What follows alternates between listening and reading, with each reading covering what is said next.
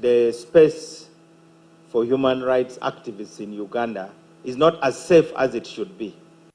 It is not healthy for the president of the country to stand up and say XYZ civil society organization are enemies of the state.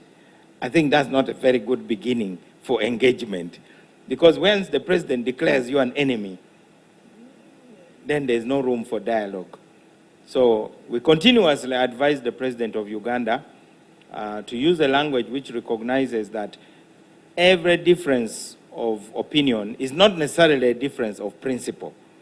We shall crush those enemies as we have done in the past.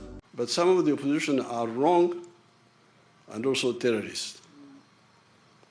So there's something happened in Butambara.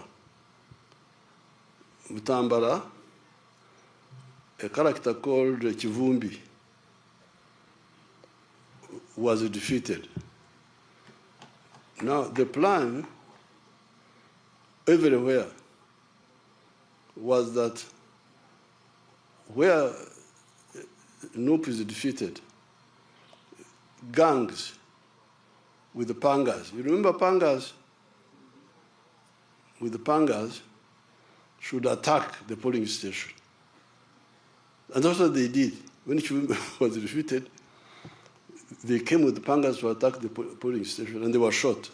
7 of them were shot dead there with the pangas. So the president is totally misinformed, totally out of for him to say that gangs attacked a police station. There were no police station that was attacked. It is the military that descended to people in my home, and these killings happened in a garage in my home. So there is no way you could say, and we are going to put him to shame, because in that place I have cameras. Not only cameras, there were people who recorded videos. That's why after killing people, after killing all the people who are there, they did another firing and ensured that they retrieved every dead person and packed trucks and took them to Gombe Hospital. We have footage of soldiers carrying dead bodies. We also have a footage of 2 soldiers that were shot at the site.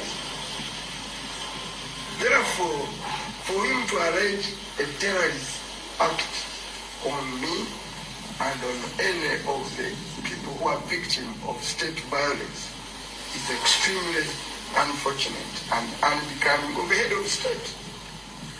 Then I wish safer the country.